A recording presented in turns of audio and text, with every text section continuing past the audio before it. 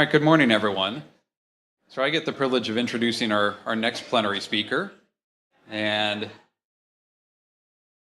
you may notice a common theme in what we're presenting. Obviously, we've done a lot of different topics and presentations, but we're picking from some of the national leaders in certain areas. So Dr. Mark Mikkelsen is going to be our next plenary speaker. He's going to talk about patients and survivors and sort of what to look forward to as a survivor of critical illness.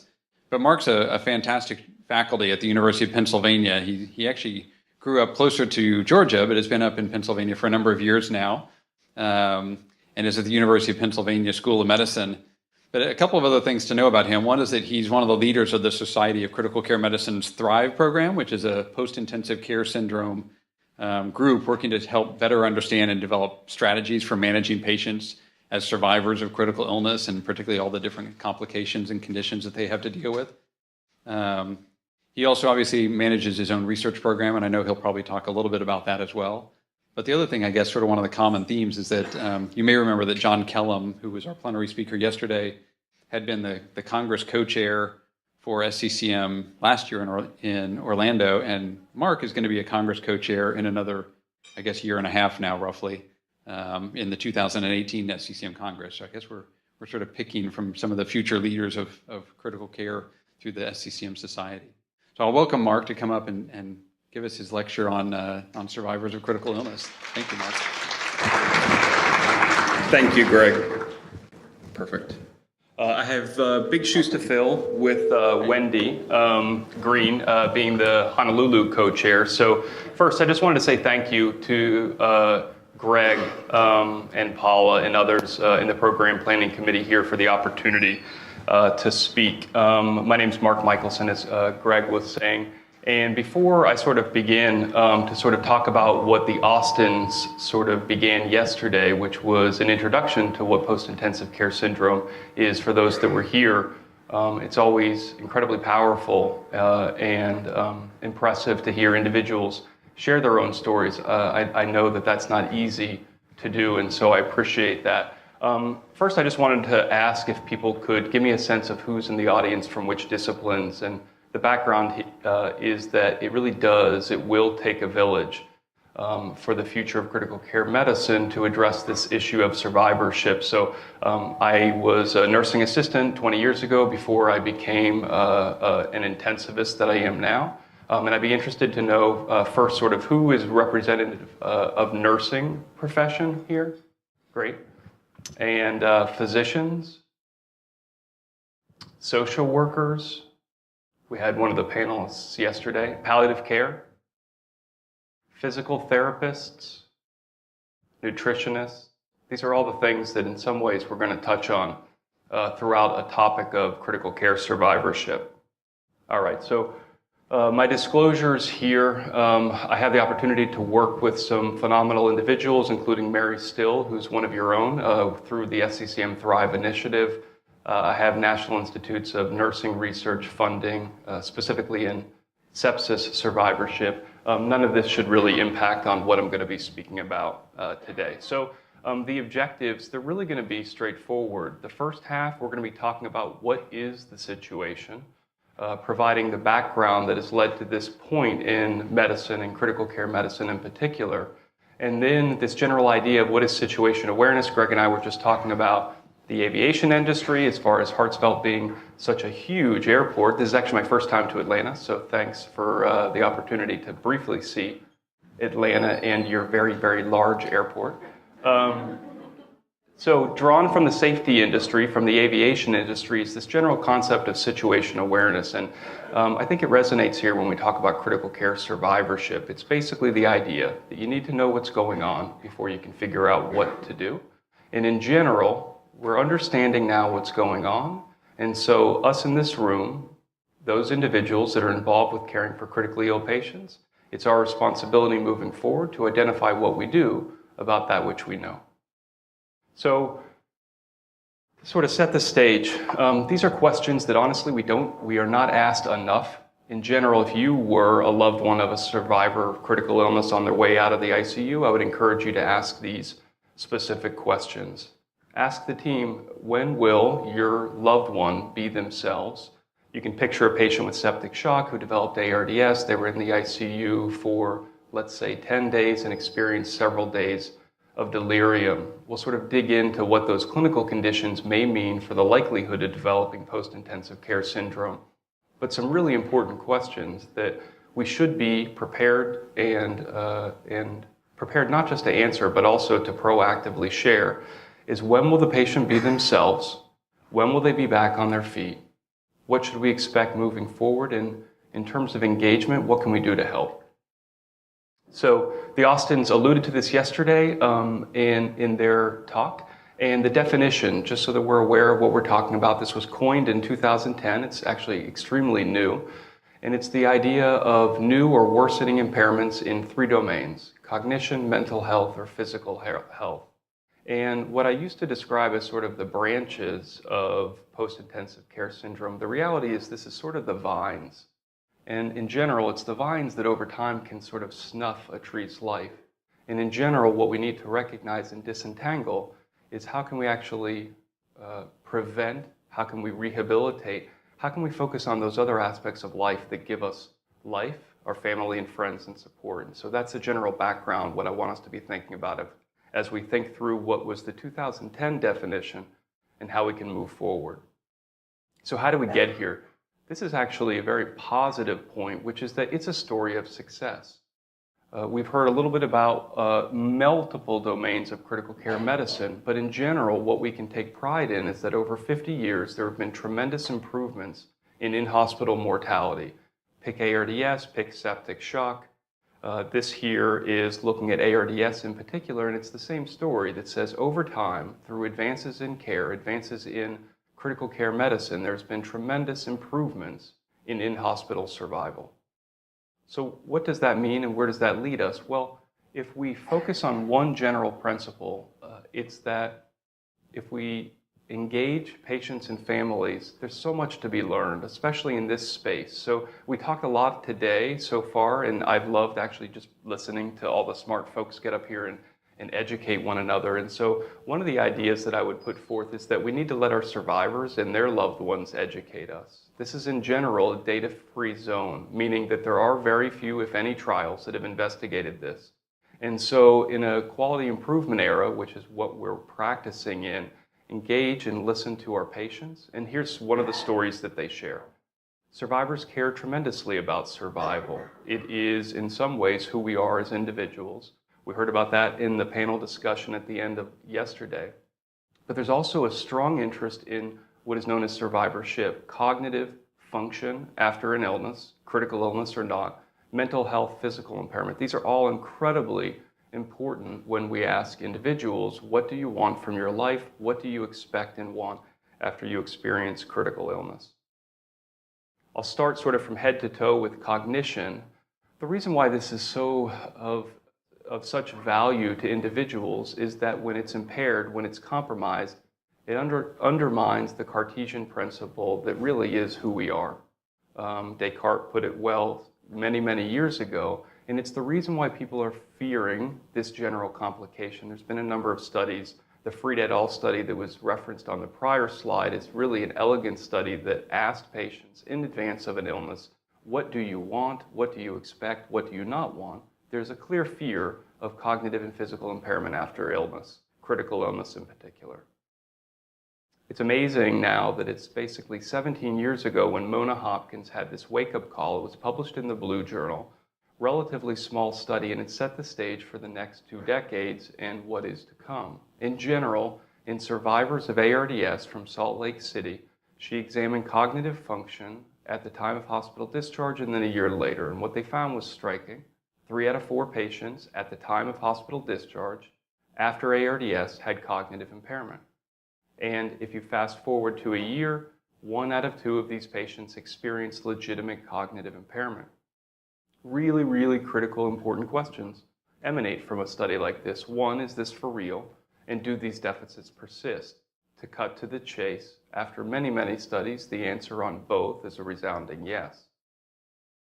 An important thing to understand is when folks like Mona Hopkins and Jim Jackson at Vanderbilt, when they do these studies, what are they talking about? This is to try to give us a sense of what it actually looks like, what it feels like to be cognitively impaired. On the left, this is called the RAO visuospatial test, and it's asking patients who have survived. On the far left, we see a pulmonary embolism survivor and the pneumonia. In the middle is a pneumonia survivor, and on the far right, we see the distorted representation provided from an ARDS survivor to give us a sense of what cognitive impairment looks like to survivors.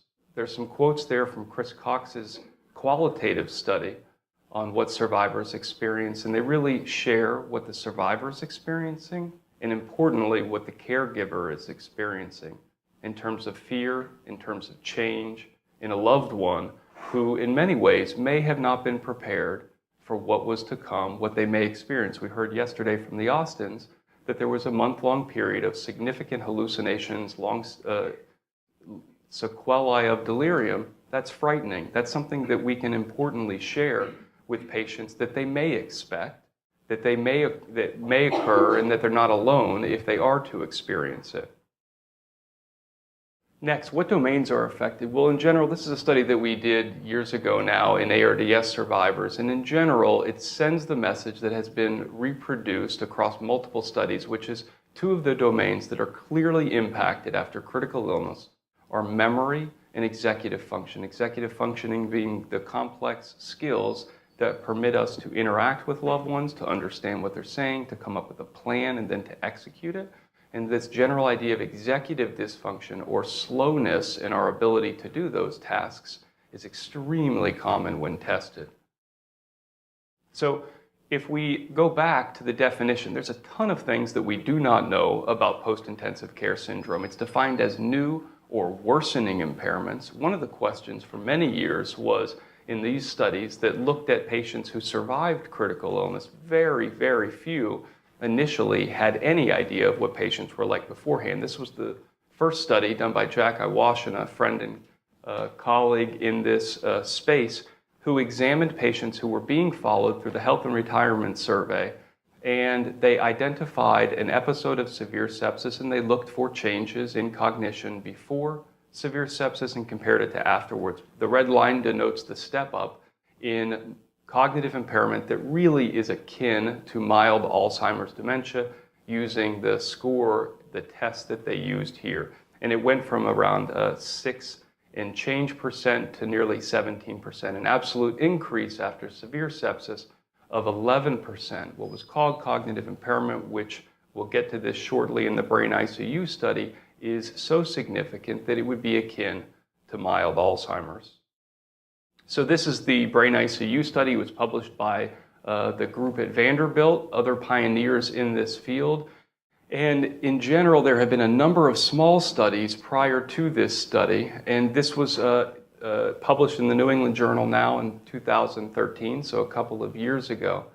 And what they sought to do was to sort of put to rest the question of, is this really for real? And what they did was they enrolled patients who either required mechanical ventilation or shock. In general, if you look at the enrollment criteria, it's basically a mechanical ventilation cohort, meaning that 91% of the group received mechanical ventilation during their ICU stay.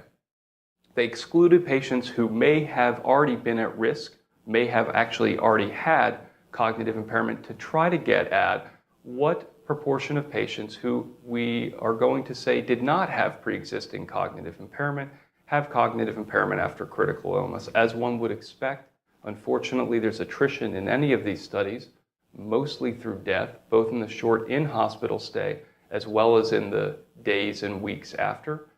And what they found was fairly striking. What they had deemed, or was deemed in the editorial that accompanied it, as a societal threat. At 3 months, akin to moderate traumatic brain injury, nearly 40% of the patients experienced cognitive impairment. Nearly a quarter of these met criteria for what would be akin to mild Alzheimer's dementia. At 12 months, in general, the numbers look to be about the same, slight decrease, but in general, this resonates with the idea of what is persistent. One concept that's emerged when looking at basically correlations, like is this associated with that, is that each of these vines are clearly associated with one another. Cognitive impairment is associated with psychological distress, is associated with physical impairment. And that's important because in general, it's what most survivors we're recognizing who have impairment in one domain are experiencing. I'll sort of share a little bit of data on that in just a little bit. Psychiatric morbidity. There's been a lot of important studies and a lot of important writings in this space in recent years. The Wall Street Journal, the Atlantic Monthly, the New York Times. Some of the work that Daniela Lamas is doing is as a phenomenal writer is really important. Her New York Times piece from just last week on chronic critical illness, I would encourage you to check out. So psychiatric morbidity, in general, it is estimated that 20 to 30% of survivors of critical illness experience impairment in one of these domains. Importantly, as I'll get to in just a little bit, frequently this is pre-existing. Often it's going to be related to someone's potential gradual decline because of chronic health conditions. That's certainly what we're beginning to understand. Also, while I get to this in a little bit, in terms of survivors of critical illness and their family members, frequently, family members also experience this. It's what's called PICS family. And the numbers actually are fairly similar, 20 to 30, upwards of 40% of surrogates or caregivers experience these ailments. So, in general, what's new, what's worse? To sort of dig at that question, there was a study that was used in the JAMA study that Jack Iwashina did, looking at cognitive impairment over time in a cohort of severe sepsis survivors. And here it's the same general study design. And what they looked at was if these systematic reviews send a message that says somewhere around 25 to 30% of survivors experience depression, anxiety, or PTSD, what if we actually look back in time? So here, after severe sepsis, it looks like it totally aligns with what the systematic review previously had demonstrated to us. But if you look back, in general, much of this already had occurred. Now, this is simply a magnitude question, meaning what is the proportion of patients who experienced it? A different question is what is worse? And in many ways, the messages that come through survivors in the several qualitative studies, not enough have been done. During dinner last night, I was talking and listening to other individuals highlight that qualitative research in this space is desperately needed to give the voice to the survivors of critical illness. Specifically here, related to this slide, those who have experienced mental health problems, often it is worse after critical illness, and we'll dig into when we talk about things in general that can occur in the ICU, hypoxemia, hypotension. We have an understanding that's beginning to emerge about why that may be the case. This sort of speaks to the pre-existing risk factors. The idea is that there are some things that were present before you arrived in the intensive care unit, and that's pre-existing psychiatric disease. Drawing from the general psychiatric literature in critical care, we should recognize that age, gender, education level, and substance abuse are clearly associated with those patients who will experience impairments in mental health after critical illness. But when we combine all these different studies, we also see a signal that says that the brain, which is it's basically fully dependent on the fuel of oxygen, right, and glucose, in general, hypoglycemia, hypoxemia are also associated with worsening both cognitive impairment as well as mental health impairment after critical illness. We'll get back to that general concept in a little bit. PTSD, this is the one, at least in things like the New York Times and other periodicals, that gets a lot of attention, rightfully so. And in general, sort of harkening back to DSM-4 criteria or our initial training, it is defined as intrusive recollection, avoidance of a toxic or noxious stimulus, and hyperarousal when rethinking the experience. Risk factors that have been associated with it are basically delusional memories of the in-ICU experience. That's Christina Jones' work from the UK that really began the whole idea of the ICU diary. And it's basically saying that the individual, if they're not told what actually happened, the survivor, and they're not told what didn't happen, there's the risk that what they think may have happened, it begins to sort of have a life of its own and can be the persistent sort of stimulus or drive for ongoing PTSD. It's the general idea of why the ICU diary. We'll sort of detail at least the data behind that in a little bit, but it's the idea that says that supporting and engaging family members in writing and documenting what did and did not happen to their loved one is valuable over time, both for the patient as well as their loved one. Steroids, honestly, there are many things that steroids do not do. They turn around shock reversal, that we know they do, and also there's at least a suggestion that it reduces the risk of PTSD. One of sort of the godfathers of PTSD research, who's the Dennis Charney, he's the dean of the School of Medicine at Mount Sinai. His career in some ways was defined and continues to be defined by looking at the neurobiology of PTSD. It's beyond me. I'm not a neurobiologist, but the data does support the corticosteroids, if you're using them, actually may be of benefit in terms of reducing PTSD. And then this general concept of resilience, which we will dig into a little bit more as well when we talk about what can we do moving forward. So as far as the physical branch, physical vine, if you will, of the PICS tree, it's very common. We know it when we see it. It's the one that we primarily focus on. It has a ton of risk factors associated with it, which obviously sort of dovetail or align with illness severity. And there are a number of different ways that we can actually formally evaluate it. Its pathophysiology is beginning to be better described, and it's basically this idea of the three I's: inflammation, immobility, and inactivation. It's the reason, the background for why early ambulation resonates with so many of us as something to prevent legitimate physical impairment or begin to rehabilitate even in the ICU.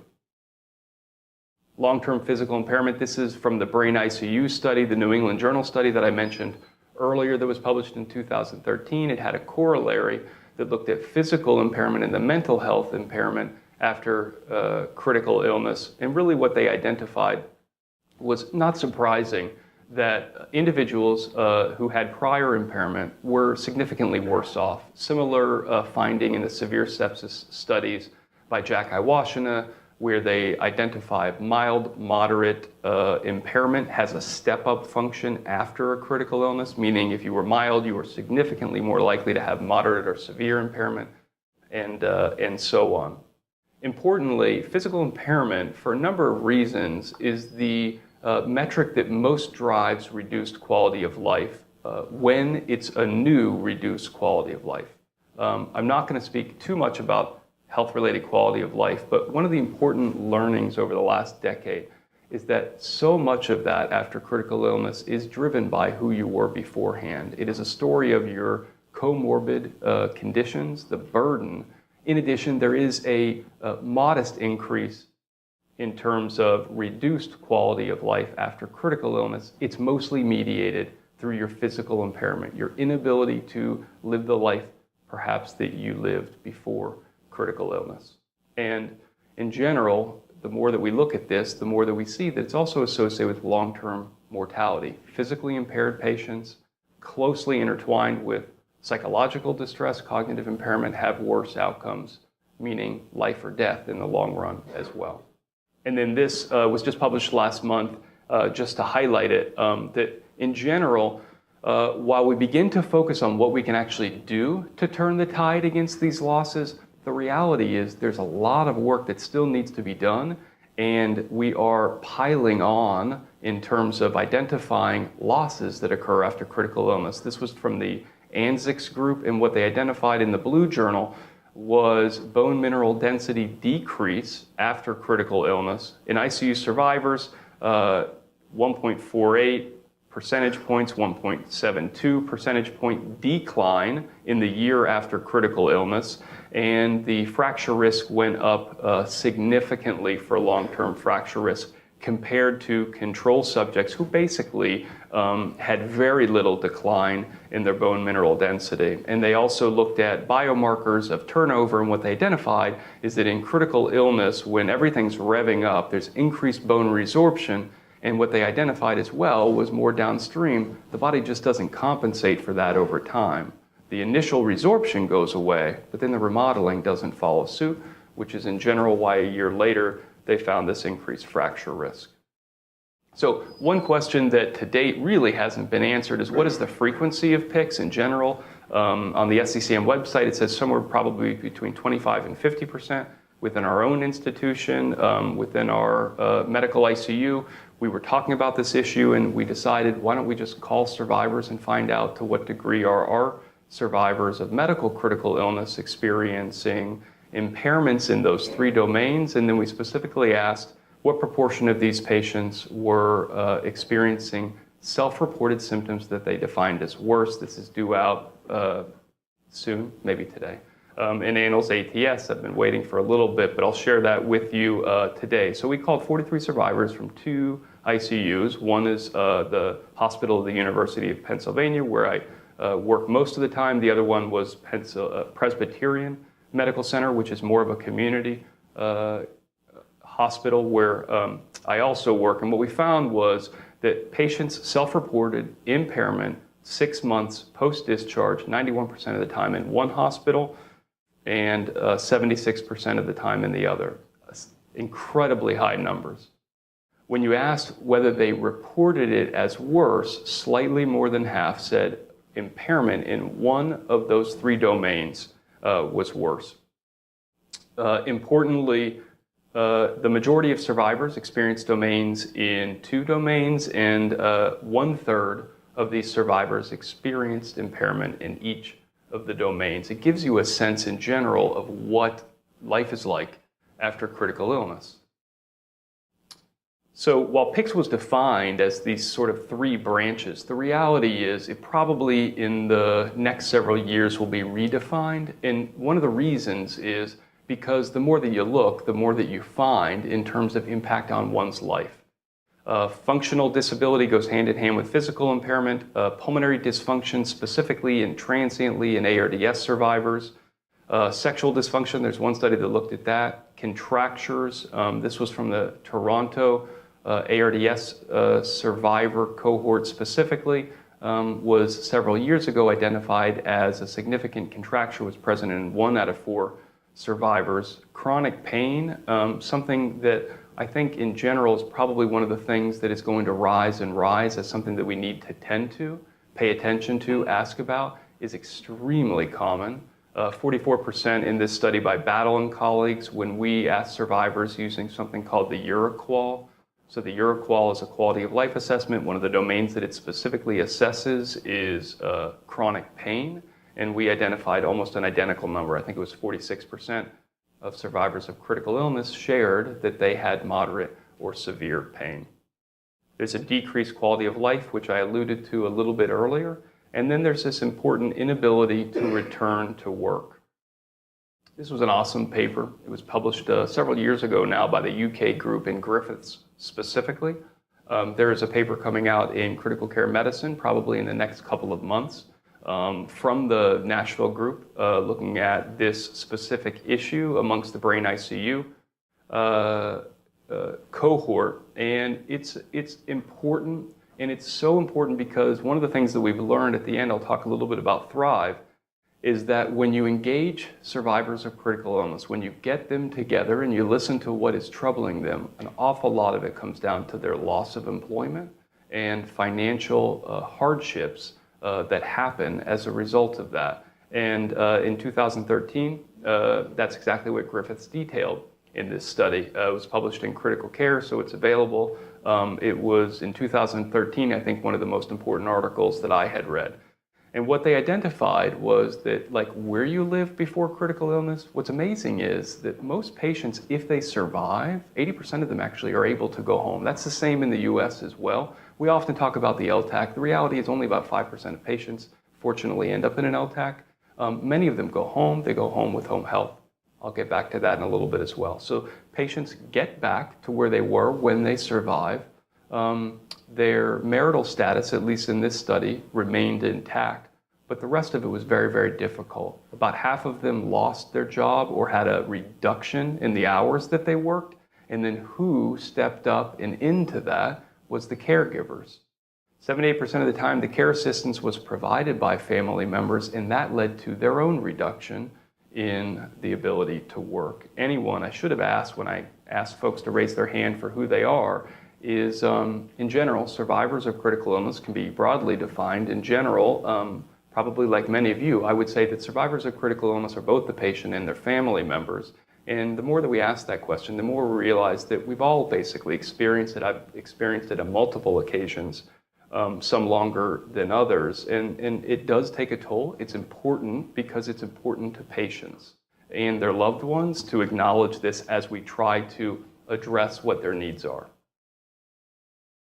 PICS family, I've highlighted this. It is not the focus of what we're talking about this morning, but it is clearly extremely important, especially in how we engage and how we improve care for these patients. One of the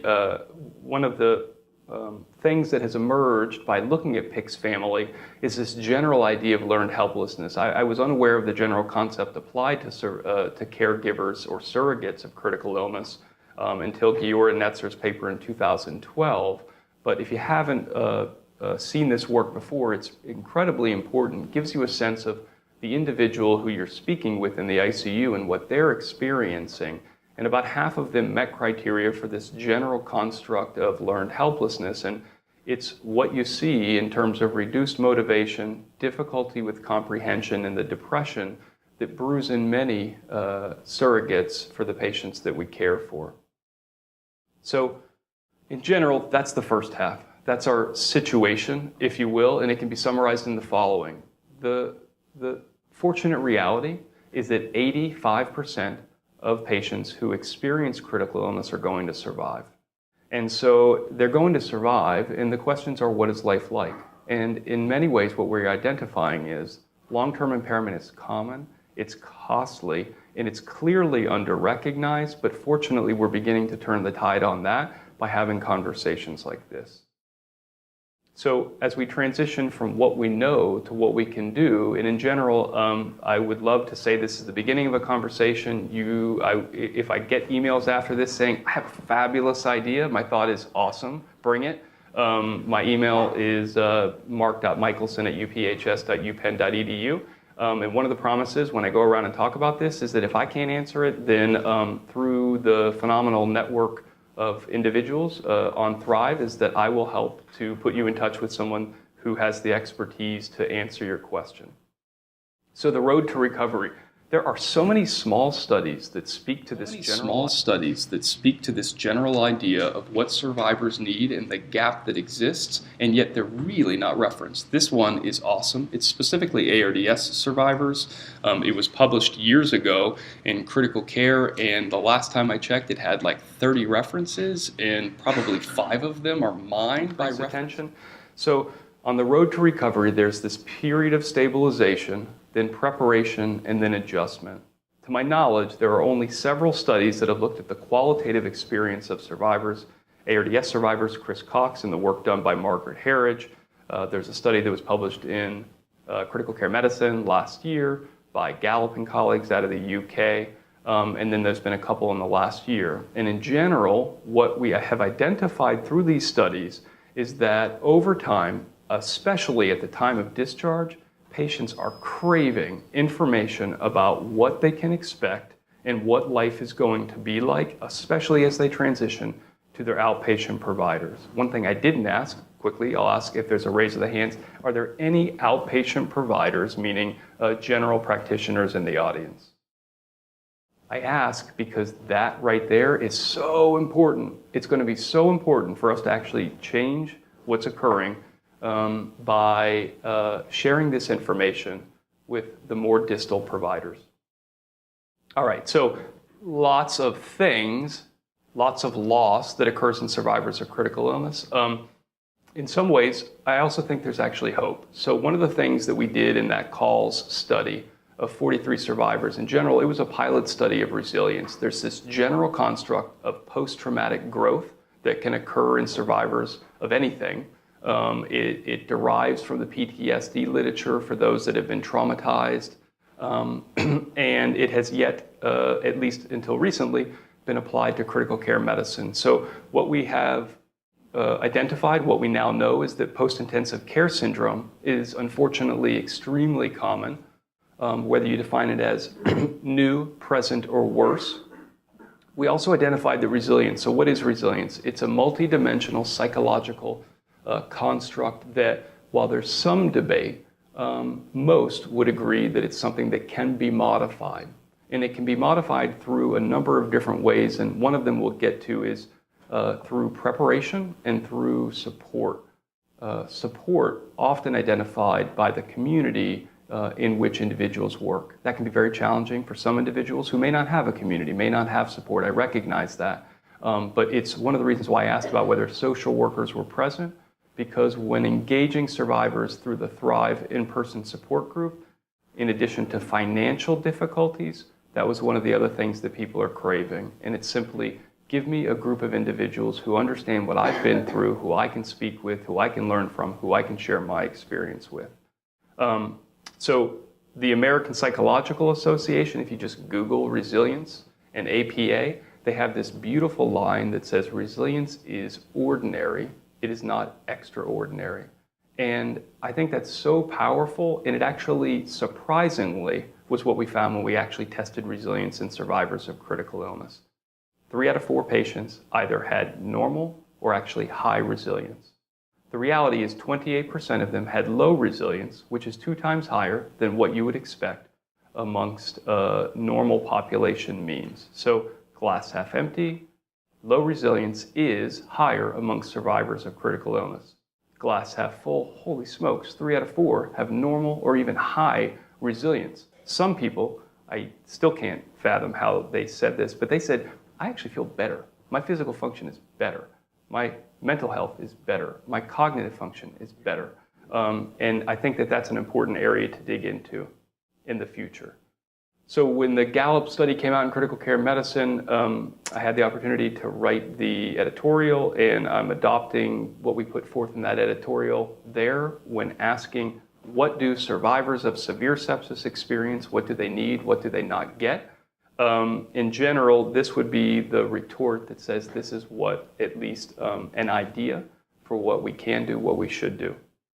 1, increase awareness of post-intensive care syndrome and post-intensive care syndrome family. That's what we're doing right here. So we're all messengers. You're messengers. You're here. You're listening. I encourage you to go take this message back to your own team. 2, educate and engage patients and caregivers. Fundamentally important. ARDS survivors frequently do not know what they experience. Their loved ones have no idea. They call it pneumonia. When they try to Google cognitive impairment after pneumonia, they're not going to find very much. If they try to Google cognitive impairment after ARDS, they're going to find a lot of stuff. In general, what was identified in the Gallup study in critical care medicine, I think it was actually 2014, was that specifically with severe sepsis, survivors wanted to know what they experienced. They really had no idea. Their family had no idea. And that is something that I think we can immediately begin to address by just addressing what is your understanding to patients as they leave our ICU and encouraging more distal providers to do the exact same thing. I'm going to focus next on mitigating the risk of long-term impairments beginning in the ICU with what little data we have, but at least digging into the idea. And then we'll talk about the importance of high-quality communication, engagement, and support. All right, so mitigating the risk of long-term impairments. I alluded to the idea that basically the brain is fully dependent on a steady supply of oxygen and glucose. In general, the brain consumes more energy than any other organ in our body. And so it's not surprising when examined as a potential risk factor that both hypoxemia and hypoglycemia have been associated with cognitive impairment as well as mental health disorders, specifically anxiety. ARDS survivors have anxiety that's off the charts. For those individuals that work in an LTAC, you see it all the time, and it is crippling to many patients in terms of, especially when they can't talk, when they can't communicate. And that's a sad truth, and there are great research being done, specifically in the neuroscience literature right now, about how can we address the anxiety for patients that aren't able to effectively communicate, for example, while being on the ventilator.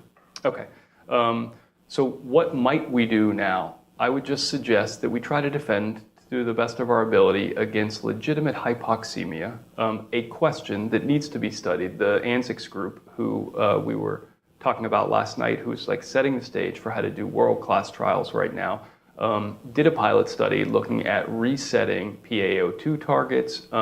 Hopefully that pilot study will turn into a larger study, because traditionally we targeted ARDS 55 to 80. The reality is it looks like the brain doesn't like that. And that's an important example of the future of critical care medicine, is understanding what we do in the short term and understanding what we do in the long term, with many, many unresolved questions right now. Conservative fluid management in ARDS. This was the ACOS study that I was fortunate to work with Jason Christie, Derek Angus on when I was a fellow. This was like 5 years of my life. This was, before Thrive, this was like my fourth child.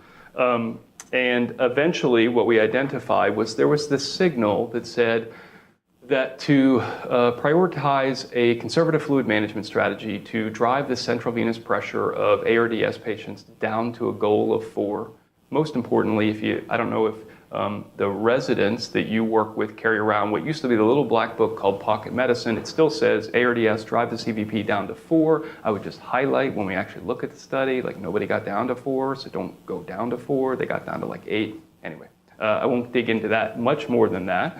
But one of the things that was identified was that there was a twofold increased risk of long-term cognitive impairment, a signal in those that received the conservative fluid management strategy, and it was mostly mediated by executive dysfunction, and specifically using this thing called the Hailing Sentence Completion Test. It was slow thinking is what it was. The inability to basically finish these sentences that would say, I'm going to give you a sentence, you're going to connect the word appropriately, turn it upside down, I'm going to give you a sentence, give me an unconnected word. That's where the wheels came off. Nobody could understand it. The survivors, that's where the Hailing Sentence Completion Test specifically went haywire. The good news, Grissom et al., Critical Care Medicine, a year or so ago, basically said that we can probably achieve all the good stuff with what's known as the conservative light strategy, which was used in the Eden and Omega study. So if you're interested in this general question, I would say that the most recent approach, the conservative light strategy, appears to thread the needle by getting patients off the ventilator sooner, and the later studies of cognitive impairment did not see the degree of executive dysfunction that we saw, at least in this, in ACOS, in a small subset of ARDS survivors from the fluid and catheter treatment trial. The Austins spoke really eloquently about delirium yesterday. There, to date, has been nothing that parallels the relationship between delirium and long-term cognitive impairment, meaning that there are now a dozen studies that have identified that the duration of delirium is associated with long-term cognitive impairment in survivors of critical illness. It's why it's so important to investigate what we can do to prevent delirium, with really no clear answers right now. It's why people are very interested to see what comes out of the Mind USA trial. It is in general thought that the best practice is to adopt the ABCDE, F meaning family engagement bundle, and we'll spend a little bit of time speaking about that in a couple of slides, but it primarily says let's do what we can to get the patient off the ventilator in a timely fashion through a coordinated sedation interruption and spontaneous breathing trials. It is about delirium assessment, management to the best of our ability, and then early ambulation. Engagement in support, it's probably the nexus of this, which is what can we do to better prepare survivors of critical illness for what's to come? There have been a lot of studies so far that have said, in general, what are the challenges that you experienced? On the work that I've alluded to before, when we called patients, we actually asked, like, what got things better for you? What was it that you identified as a facilitator of recovery? And there was a couple of things that I think, in general, probably have legs in this space.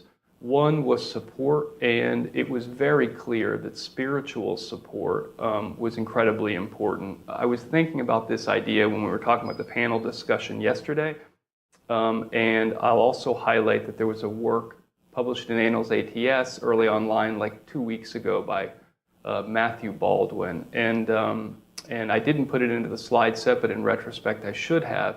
And it was a chaplain-led, in ventilated patients project that engaged patients on their spirituality. And what they found in survivors who made it through the ICU was that their anxiety levels were significantly lower. I'm just mentioning that as a pilot study and aligning it to this message. When you ask patients what got them through it, they say the support of my family, couldn't have done it without them. And often, when they feel comfortable to speak, they talk about spirituality, which in the end-of-life world, Doug White's work. Doug White is at University of Pittsburgh. He works with John Kellum, who was here yesterday. And a year ago, Doug had a really important piece that said, spirituality comes up all the time in end-of-life conversations, and physicians don't touch it. And I think that's important. And it's also important to engage other providers, like the chaplains and social workers, who will go into that space when there's at least a message that says that it's incredibly valuable to patients and their loved ones. Information, engagement, reassurance provided by staff, incredibly helpful as identified facilitators. One of the quotes, which was pretty cool and we were proud to see, was the one that says, in the ICU, they treated my wife like one of the team. That was very important to me. They often invited her to rounds. I think that's what we've always hoped for, but to actually see it like shared was extremely powerful. And then additional facilitators included post-discharge services, and then this general idea of staying positive, which aligns with resilience. So engagement and support. It's generally recognized, especially amongst a group like this, it's coming out to talk about critical care, about improving critical care to the degree that we can, is that engagement clearly begins in the ICU. This is an awesome study. I was just sharing, and Greg knows this, I'm on service right now. I loved coming down here and thinking about critical care and getting away from the service for a little bit, and then I'll go back tonight, back to being on call. But just like 2 days ago, I was talking with our team, and what I was saying was, you gotta read this paper by McAdam. It's old, it's 2008, old, now it's 2008. But it highlights like the patients, their loved ones who are there, they have multiple roles, and recognizing what those roles are and encouraging them, applauding the individuals that are there, advocating, it's so, so important.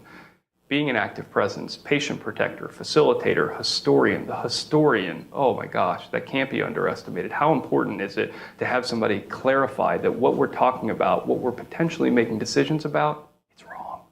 It's wrong. It's often wrong. And the historian who's present will correct us in saying thank you. It's so important. Voluntary caregiver, we'll get to that on the next slide. And the engagement that begins in the ICU, it's also an opportunity to begin to think about, to begin to talk about what life may look like for those that are going to be able to make it out of the ICU. This was an abstract that was published in ATS last year. To my knowledge, it still hasn't been published yet, but it's amongst the consortium, the ICU Libretto Consortium, Hopkins, Salt Lake City, Brigham, maybe some others. And what they have sought to do is engage and examine the degree to which caregivers feel comfortable providing some ICU care practices. Walking, caregivers felt very comfortable. 58% said they felt actually very comfortable feeding. Same thing with moving the patient's limbs for those that were unable as of yet to ambulate. And then family members said, bathing, I don't know if I'm as comfortable in that. And shaving, they said no thank you, at least initially. So the idea of engagement beginning in the ICU and opening up sort of the boundaries and feeling comfortable to say that in general, you're a member of the team. We encourage that, and to the degree that you're comfortable. So communication, this was also an abstract that to date has not been published, but it was super cool, and I wanted to share it with you. And this was a super small study. Formal family meetings and palliative care consultation were rarely used at the beginning of the pilot study, is what they found.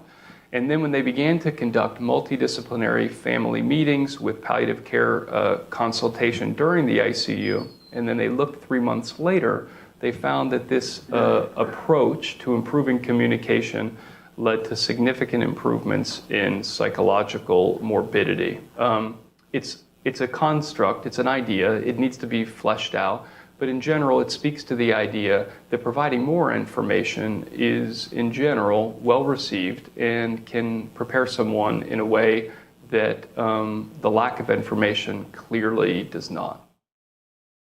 Early ambulation. So this one, yesterday, I wish that I would have heard the talk about this, but clearly this has resonated across the world in the critical care community by saying, basically, wake up and breathe and get the patient moving towards where they want to go, which is basically an independent life back at home.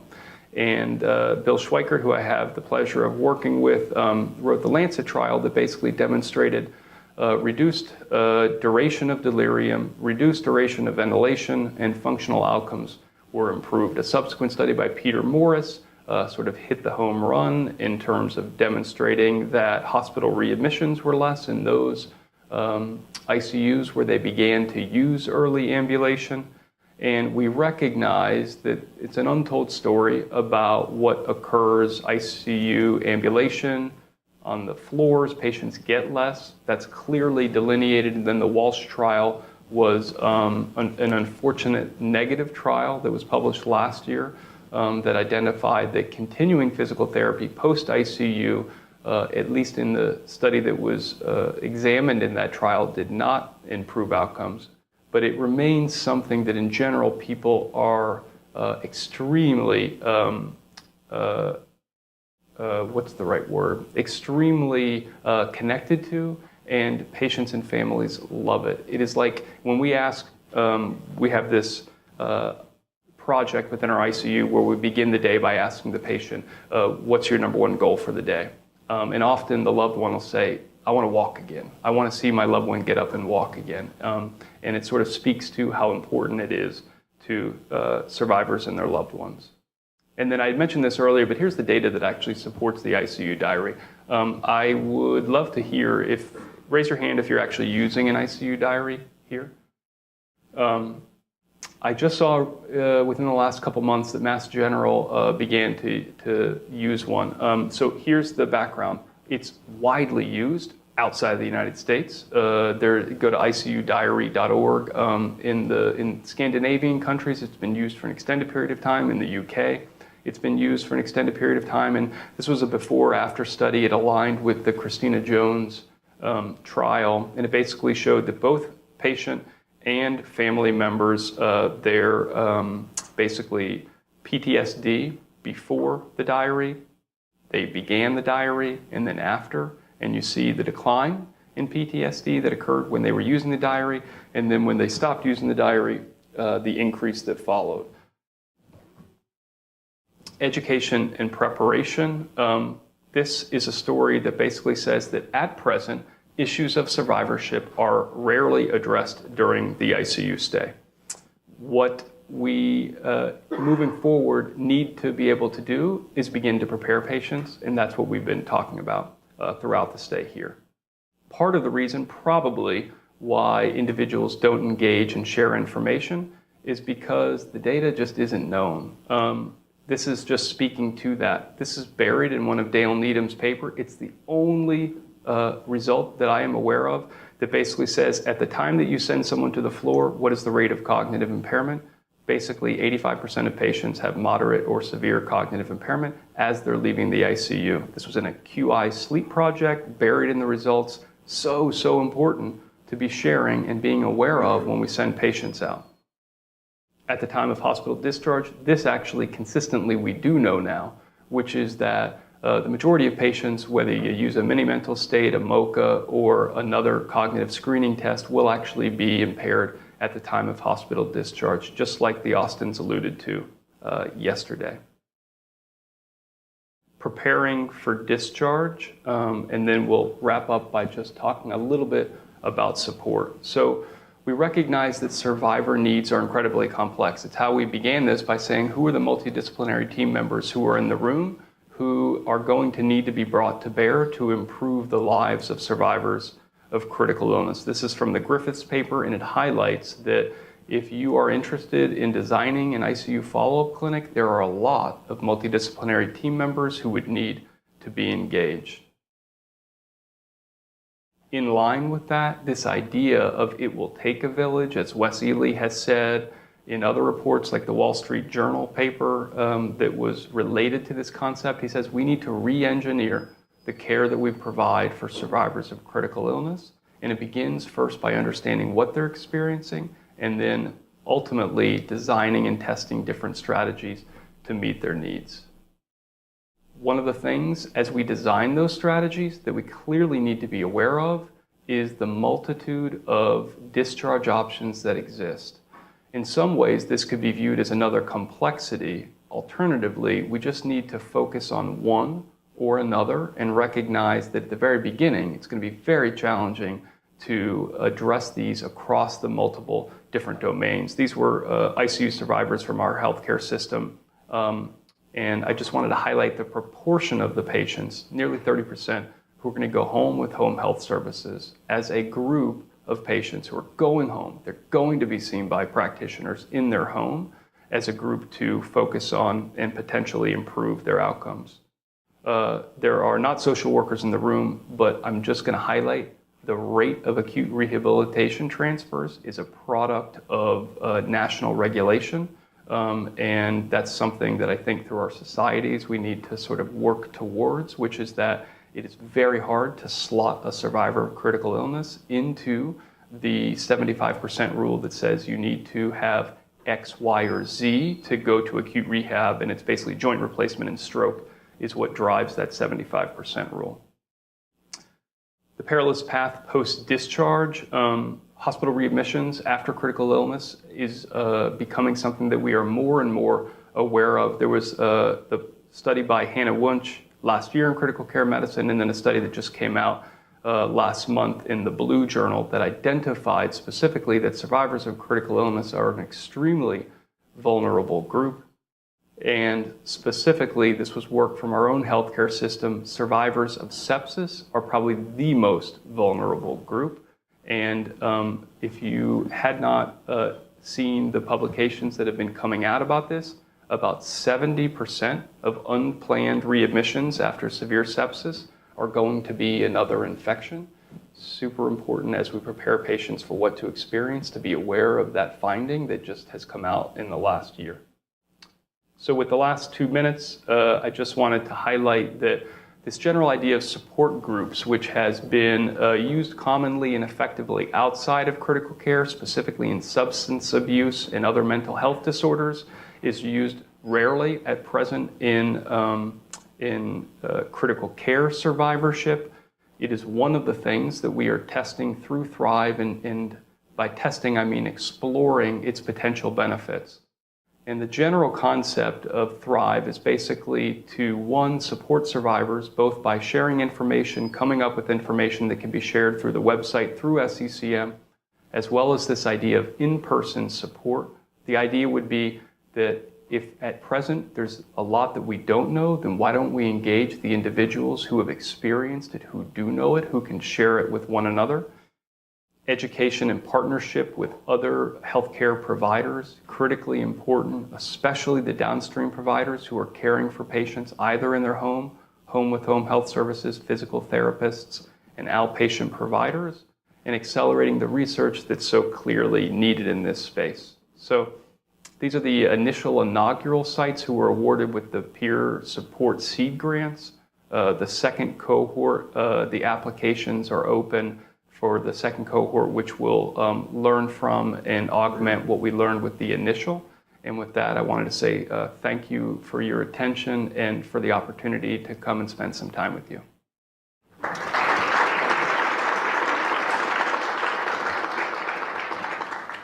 Happy to take any questions.